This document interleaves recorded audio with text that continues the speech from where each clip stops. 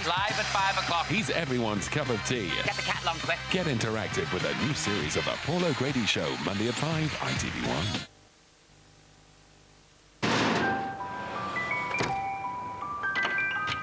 Ever noticed how it's always the simple things that make us feel safe and secure?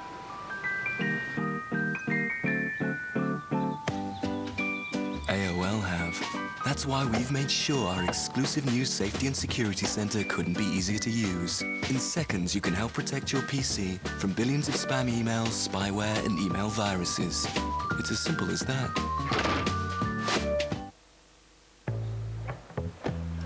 It's funny how it tears me apart. Well, first it breaks your head, then your heart. I should have loved you better from the start. Confusion raining down from up high, and all the time you ask yourself why.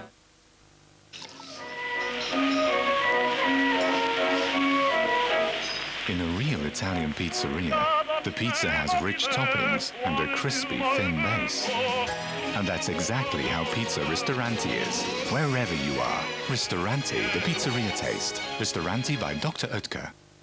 Get Feel Good Hits Volume 1 and your double CD wallet free inside Saturday's Daily Express, and Volume 2 free inside this Sunday's Sunday Express. Express delivery. The music of North Africa is coming up from the street. Rai for me is the blues and techno. Rai music is going global. Drinking music live. Introducing Khaled, the king of Rai. The South Bank Show, Sunday, 11:05, ITV1. The pilfering postman, the head teacher with expensive tastes, and those who turn violent. Staff from hell in half an hour after the ITV News with James Mates. The standoff over the terror laws ends as Blair and Howard strike a deal at last. If, God forbid, any terrorist act happens in this country, believe you me, people are not going to be asking whether this legislation is too draconian.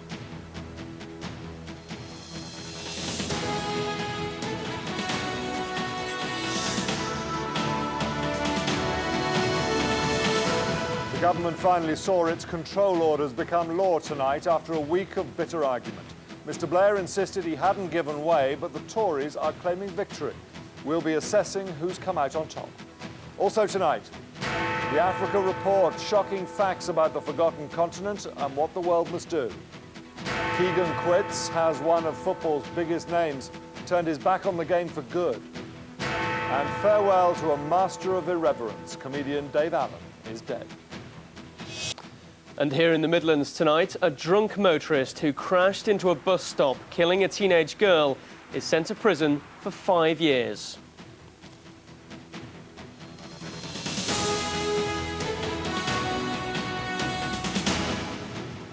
Good evening. After days of debate and a week of wrangling, the government finally got their new anti-terror laws tonight, but they were nothing like the powers they first asked for more than 6 weeks ago. All night and all day, the bill had shuttled between the Commons and the Lords until a crucial compromise was offered. The government said Parliament could debate and amend the new laws in a year's time. Not quite the so-called sunset clause the opposition had demanded, but enough for Michael Howard. So what are the key elements of the new laws? With a judge's permission, terror suspects can be banned from using the internet or phones. There'll be restrictions on where they can stay and who they can meet. They'll be monitored by electronic tagging, and they could have their homes searched. Naturally, both sides were tonight claiming victory. To our political editor, Nick Robinson now. Nick. Westminster is deserted now after the mother of all parliamentary tussles. Their lordships proved me and a few other people wrong. They did have the stamina, not just to stay up all night, but through much of the day as well. And they can now celebrate another climb down by the government. But Tony Blair can celebrate getting his anti-terror bill. Who would blink first, we asked. All through the night and most of the day, neither did. Until late this afternoon, the Prime Minister, who'd promised there'd be no more concessions, strode into Downing Street to announce another. This is our best attempt to get this legislation on the statute book. On offer was not a sunset clause, but a chance for Parliament to think again. It's an attempt to get the legislation I'm being advised is necessary to protect our people on the statute book. There's going to be no further pushes. We've done our best to find a way through. If people have genuine concerns about the legislation, this way through meets it. If what they're actually about doing is watering down the legislation in the interests of playing, daft games, frankly, with the nation's security, then this will flush it out. It didn't take long for the Tory leader to stride out, claim victory and declare the battle over. This has been a good day for Britain and a bad day for Mr. Blair. These are difficult issues. That's why Parliament needed proper time to consider them, time Mr. Blair refused to give it. If only he'd been less arrogant, these sensible changes could have been agreed to in a quicker and more dignified manner. And joining him as he has throughout this extraordinary battle of wills was Charles Kennedy. We've won the concession from the government that there's a sunset clause in all but name, and that we can revisit this and amend it with a view to repealing it in the future if we so wish. That's good. The day began very early for their lordships, who'd snatched the odd hour's sleep and arrived to be warned they might have 2 more nights of debating to go. Another bleary-eyed peer. So God knows how long it's going to go on for. The answer was 31 hours, the longest session of the Lords ever and the 3rd longest in the Commons' history. They call it parliamentary ping-pong, some call it political bickering. It was, in truth, democracy working. As they talked, 8 terror suspects were being released on bail from the place this row began, Belmarsh Prison, where their imprisonment was judged illegal. Some men were brought here to have electronic tags fitted. They'll now all be subject to strict new control orders. The most infamous Abu Qatada has left a high-security jail for a suburban house in London. He's at home now after the end of the biggest parliamentary tussle of Tony Blair's premiership, fought over protecting the country from men like him, at the same time as protecting individual rights. Nick Robinson, ITV News, Westminster. Well, the final debate on the terror legislation lasted, as Nick said, more than 30 hours, a marathon by any standards. The main resistance to the government came, of course, from the House of Lords. The government has already reformed the Lords, and tonight there are fears their defiance could provoke a further backlash. Here's our political correspondent, Angus Walker. Never before in its centuries of history has the House of Lords sat for so long scrutinising government proposals. But were the peers doing their duty, or were they poking a stick in the wheels of democracy? Once again, there are calls for the House of Lords to undergo further reform. And it's madness that our constitutional arrangement doesn't allow the primary chamber, the House of Commons, to impose its will.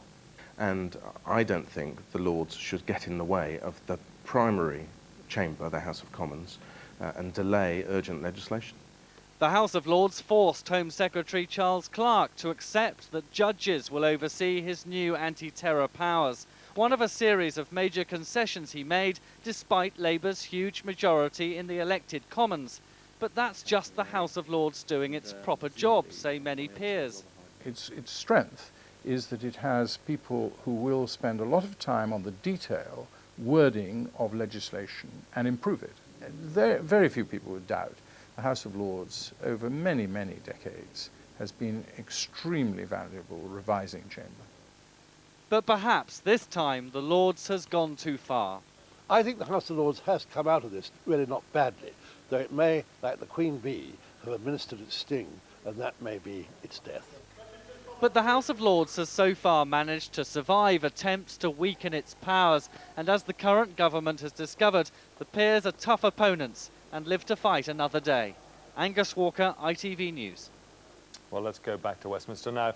Nick, after this extraordinary week, does anyone come out of it with their reputation enhanced? Well, I think the Tory leader Michael Howard and the Liberal Democrat Charles Kennedy are holding their heads high tonight. They think they took a principled stand for something potentially unpopular, civil liberties and the rights of Parliament, and they've energised their parties in the process. Tony Blair, of course, thinks he's taken a principled stand for the laws needed to protect us all, and he believes the public are a damn sight more interested in that than they are in civil liberties. That's the argument. I tell you what I think has really had its reputation enhanced, James. That place, Parliament. It wasn't bickering. They were doing their job and they did it well. Well, then, after the Prime Minister's concession tonight, is Parliament going to have to go back and do its job all over again in a year's time? Well, blocking new laws, as some tried to do this week, is much easier than overturning a law once it's in place. And although there is now a chance to review and amend this law, somehow I doubt much of that will happen in a year. Remember this, though, James, 10 years ago this week, a certain Home Secretary, Michael Howard was his name, was arguing for new anti-terror laws. The opposition, then represented by Tony Blair, was arguing that they were an attack on civil liberties. These debates, you know, they're eternal, and that's why we elect people to sort them out. OK, Nick, thanks very much indeed. Nothing brought home to Europe the very real threat of terror more than the Madrid train bombing 1 year ago today.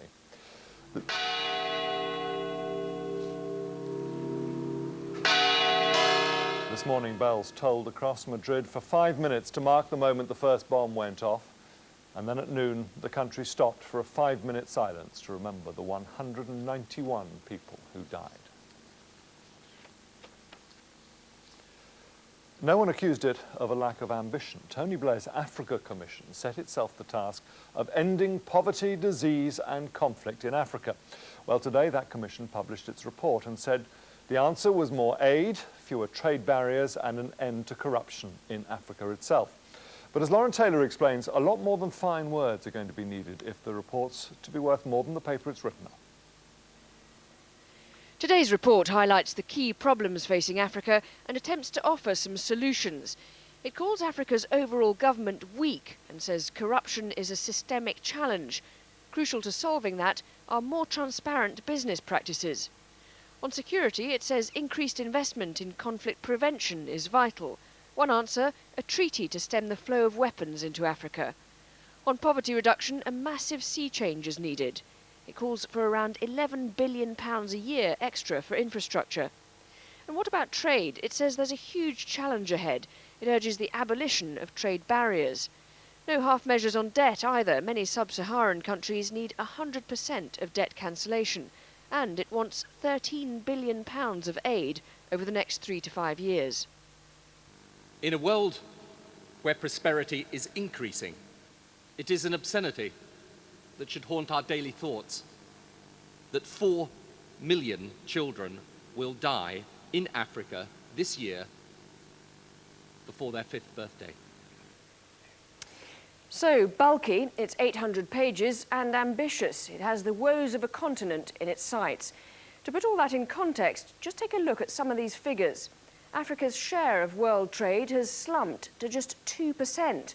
Global aid to Africa is around £11 billion, but Israel gets about 3 times that amount. The report reckons that Africa needs around £26 billion in aid each year. So will it work? Is this really going to be a blueprint for recovery? The fact that it's a good report doesn't mean that it will happen. It has to be taken up by both the governments in the poor countries, all stakeholders in poor countries must collaborate in order to make it happen. If it is implemented, and if the Africans are serious about stopping corruption dead, then this will work. Critics say today's report is not radical enough, but its supporters believe there really is a will now, both in the West and in Africa, to bring about fundamental change. James. Lauren Taylor. Well, as Lauren was saying, corruption in Africa is one of the things blamed for holding the continent back. Kenya is one of the countries where years of government corruption have helped keep millions in poverty. Even the normally diplomatic British High Commissioner has been speaking out against it. And as our Africa correspondent Neil Connery now reports from Nairobi, many ordinary Kenyans themselves are now demanding change. Raw sewage and garbage flows through Kibera. This is one of Africa's largest slums. More than 800,000 people live here. They're crammed together in the most appalling conditions in the suburbs of Nairobi. 2 years ago, they voted for a new government which promised an end to corruption. But today, these people feel angry. Those promises have amounted to little.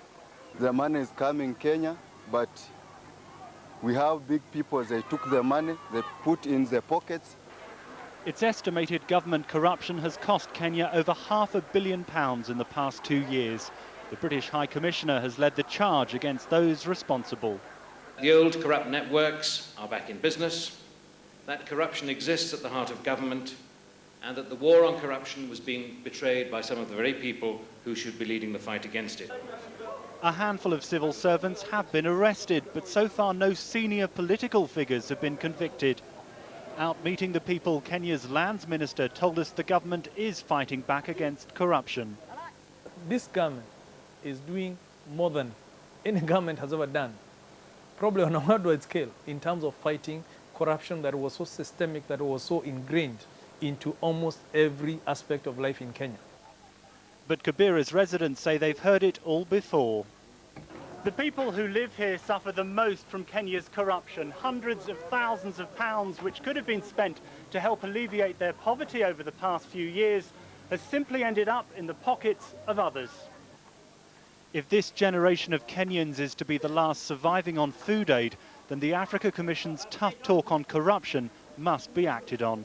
Neil Connery, ITV News, Nairobi.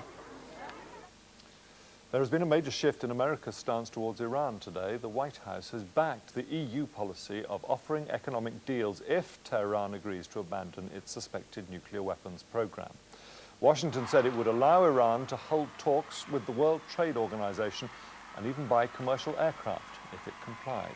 Iran dismissed the offer as too insignificant even to be commented on. Highly irreverent and ahead of his time, the comedian Dave Allen has died aged 68. Long before the days of so-called alternative comedy, his stand-up routine mocked every level of the establishment, including the Catholic Church. His trademarks, of course, were the ever-present cigarettes and glass of whiskey. Romilly Weeks looks back at a life in comedy. Ladies and gentlemen, Dave Allen. He was utterly at home on stage, the audience in the palm of one hand, glass never far from the other. If you're all going to booze, I'm going to booze with you. Good health. Cheers. But behind Dave Allen's easy charm, there was sharp satire. Ireland is a nation populated by what we call Catholics and Protestants. And I suppose if you're all atheists, there might be a good chance of us living together like Christians. Never scared to break fiercely guarded taboos, his was a new brand of alternative comedy that made him a huge television star and influenced a whole generation of comics. Dave Allen was a unique comedian, a one-off. 40 years, 4 decades he stretched across. Not many comedians can do that. Yes, my son.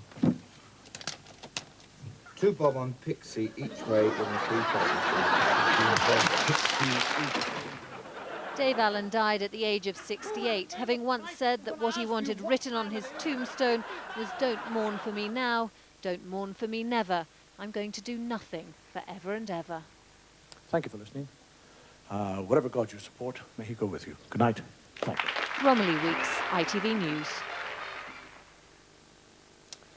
Asda's chief executive, Tony D'Annunzio, resigned today after 12 years. The supermarket giant is currently the country's number 2 with a 17% share of the market, second only to rivals Tesco's.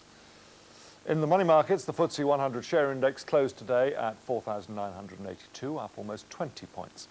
In New York, the Dow Jones fell 77 points to end the day at 10,774. Now, with a roundup of tonight's sport, here's Jonathan Wills. James, thank you. After nearly 4 decades of one of football's most famous and popular figures, Kevin Keegan looks to have turned his back on the sport for good. The former England manager and captain has left Manchester City, and Stuart Pearce now has until the end of the season to prove he should take charge long term. But after walking away from yet another job, Keegan runs the risk of being remembered as a quitter. From Manchester, Helen Callahan reports. In the best interests of Manchester City Football Club, which is more important than John Wardle and Kevin Keegan, that by mutual agreement Kevin will move on. How will the Keegan era be remembered? As a player, he reached the top, becoming a household name, playing for Liverpool, England, SV Hamburg and Newcastle, and picking up European Player of the Year along the way. As a manager, he couldn't repeat that success on the same scale, but he always wore his heart on his sleeve, as Alex Ferguson will not forget. We're still fighting for this title, and he's got to go to Middlesbrough and get something. And I'll tell you, honestly, I will love it if we beat them. Love it. Leaving Fulham to concentrate on England full-time only ended in disappointment. It was the last competitive match at the old Wembley Stadium. And it ended in victory for Germany. And so, with a brutal honesty, Kevin Keegan realised it was time to go. The truth is that, you know, Kevin Keegan's just a little bit short for this job. And the one person who really knows that is Kevin Keegan. Kevin said prior to the events of this week that it's probably his last job in football. So if it is to be, then I think he'd be a big loss to football. I think he's been fantastic for the game in this country. He may not have achieved all he'd hoped to here, but already fans are saying that the club will miss his stabilising influence. And if he really isn't ever going to be tempted back, then football will also miss one of the most honest and enthusiastic managers in the history of the game. Helen Callaghan, ITV News at the City of Manchester Stadium. Farewell to King Kev. Now, only 2 countries can still win rugby's Grand Slam heading into the penultimate weekend of the Six Nations Championship. Ireland are looking to complete a clean sweep of victories for the first time in more than 50 years. They're facing their toughest test of the tournament so far, although they do have home advantage against France. Wales, though, are in Edinburgh to take on Scotland at Murrayfield. A Welsh victory would set up a thrilling championship decider against Ireland in Cardiff next week. Well, normally at this time of year, we'd be talking about England's title chances, but instead the world champions and their new captain, Martin Corrie, are battling to avoid the wooden spoon. If they lose to Italy for the first time tomorrow, it'll be England's worst run for 32 years. Our sports editor, Tim Hewitt, examines a team in crisis. England's Six Nations scrapbook may be short on happy snaps, played 3, lost 3, but the message today was a defiant, we'll be back. I've got no doubt about it whatsoever. And I think that, you know, by being put in the position that we've been put in this last month has even confirmed that for me, because I think the players have come through really strongly. Of the players who started in the World Cup final 18 months ago, only 3 will be in the starting lineup tomorrow. Some believe the World Cup is still casting a long shadow. I think there was a huge hangover from the World Cup where everyone was just thinking, hey, you know, we're England. And I think guys who came in the side thought, we're England, we win. That's not the case. You know, everyone has to earn their victories. Everyone has to earn the respect of the opposition. But the man who lifted the World Cup in Australia says the line between success and failure is a thin one. Post-World Cup, everyone thinks that, you know, we were unbeatable. And of course we weren't unbeatable. We won the World Cup final the last 30 seconds of the game. You know, it was as close as it could be. So it just goes to prove my point how close these games are, and you know, the difference between winning and losing is not huge. New captain Martin Corrie, promoted because of injuries, should have an easy job against Italy. But it's being billed as the wooden spoon match, making the stakes unexpectedly high. England's rugby fans might have expected this match against Italy to be little more than an exercise in free scoring. But now it's all about rebuilding confidence and avoiding humiliation. Tim Hewitt, ITV News, Twickenham. And that's a sport, James. Jonathan, thank you. Please join me again in a few minutes when I'll have a reminder of our headlines and a look at tomorrow's front pages. But now it's time to link up again with ITV newsrooms around the country for what's been going on where you are. Join us again in a few minutes.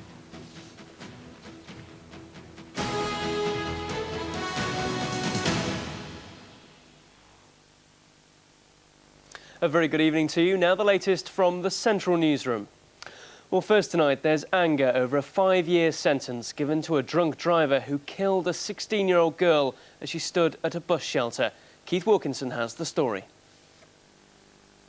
16-year-old Tony McCarthy was waiting for a bus with her friend when David Laverty's transit van ploughed into them. She was killed in the accident in Chester Road, Erdington, Birmingham. Her friend Lauren Rimmer was seriously injured. Earlier, Laverty from Erdington had been out drinking. Quite how much, no one knows, but even his own lawyer said he downed 3 or 4 pints of lager before ignoring advice to get a taxi home. Today, Birmingham Crown Court was told he was full of remorse. He was jailed for 5 years, much to the anger of members of Tony's family and friends. Pulls me. Who's done it, you know? But I'm just going to bide my time. Eye for eye, tooth for tooth. That's my justice. I've got to go. I've got to go. They are happy that justice has been done, but they wish to express they are unsatisfied with the sentence that was given today. 5 years, to be honest, is a bit of a joke, and we feel really let down, the whole family. The court was told how after Laverty was cut free from his transit van by the emergency services, they noticed he was the worse for drink. His eyes were glazed, his speech was slurred, he was unsteady on his feet, and the judge was told he'd been convicted of drink driving before, 11 years ago. He's been done before. Surely that's good enough ground to give him maximum. I mean, it's an insult. The judge said because of his previous drink driving ban, Laverty knew better than anyone that he should not get behind the wheel in such a state. He'd shown a callous disregard for the safety of everyone else. Keith Wilkinson in Birmingham for Central News. The family of a prisoner claim he was beaten up by guards after requesting a broom to sweep his cell so he could kneel down to pray. Amjad Mahmood from Coventry was allegedly attacked while serving a 20-month sentence at Featherstone Prison near Wolverhampton. The prison service says he attacked members of staff and had to be moved to a segregation unit.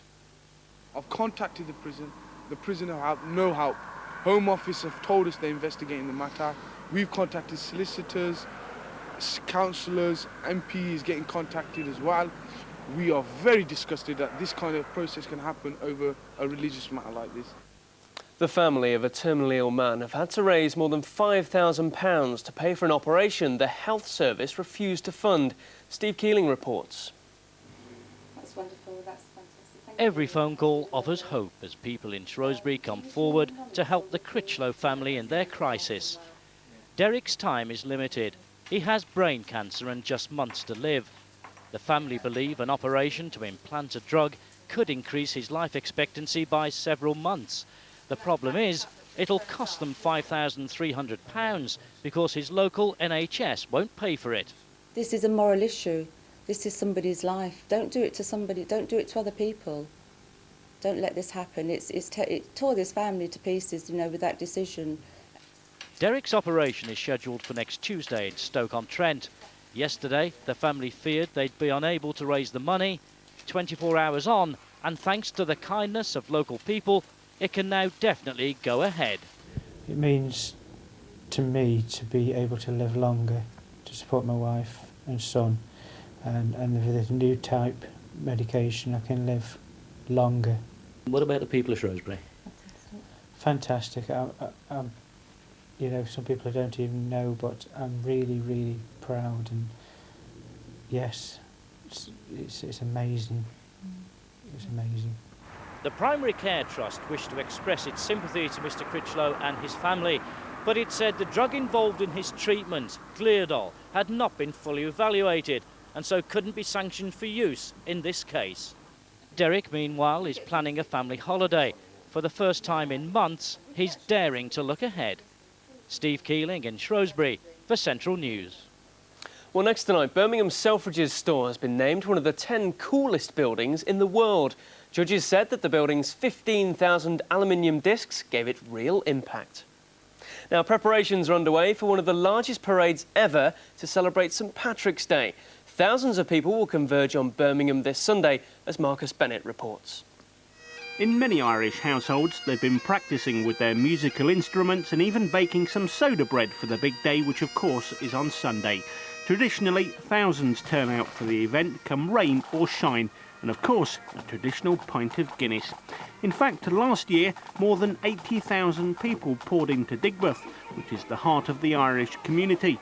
And this year, with it being the 10th St Patrick's Day parade that Birmingham will have held, it's hoped that more people will turn out. And it's not only a day for the adults, but also for the kids to get into their costumes and enjoy the celebrations. Each year there are also dozens of floats which take part in the procession. Now, talking about the procession, it kicks off at 12 noon this Sunday. It'll start at Camp Hill in Digbeth and end up in Curzon Street near to the Millennium Point. And don't forget, if you can't get there, Central News will bring you a flavour of the events in our evening bulletin on Sunday. Marcus Bennett, Central News. Well, let's hope it doesn't rain on them. Here's the weather now with Charlie Neal.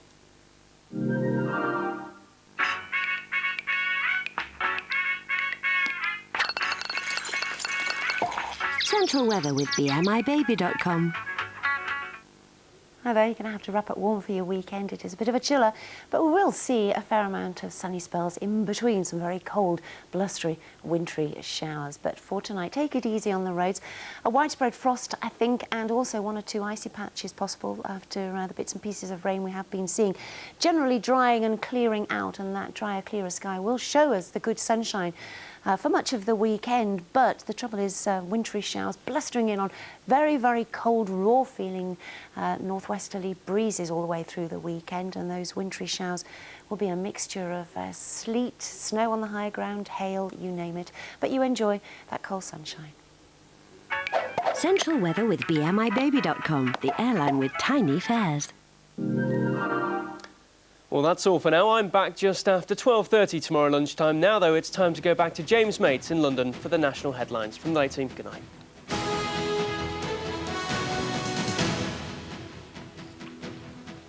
Hello again. The main headlines tonight.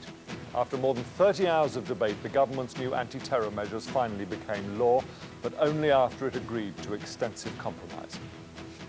The Africa Commission has urged wealthy nations to double their aid to the continent, root out corruption and dismantle trade barriers.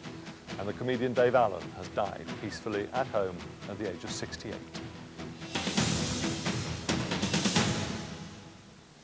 Well, time now for a look at the front pages of some of tomorrow's newspapers. The Guardian headline is "The Longest Day," a reference, of course, to the 31-hour parliamentary debate on the terror laws. The Prime Minister eventually broke the deadlock to end the longest sitting for 99 years. It pictures the Home Secretary, Charles Clarke, voting on the bill. The Times, too, goes with the exact same headline, and it carries an almost identical picture of Charles Clarke, describing him as weary during the Commons debate. The Daily Mail calls the terror laws a deeply embarrassing climb down for Tony Blair. Its headline, "Humiliated," saying the PM had to bow to opposition demands. And in contrast, the Daily Mirror leads on the story of a 12-year-old boy jailed for life after raping a teacher, making him Britain's youngest ever convicted rapist. That is the news tonight. Next on the ITV News channel, the full statements from Tony Blair and Michael Howard that signalled an end to their bitter wrangle. The weekend team will be here tomorrow, but from me, good night. Have a great weekend.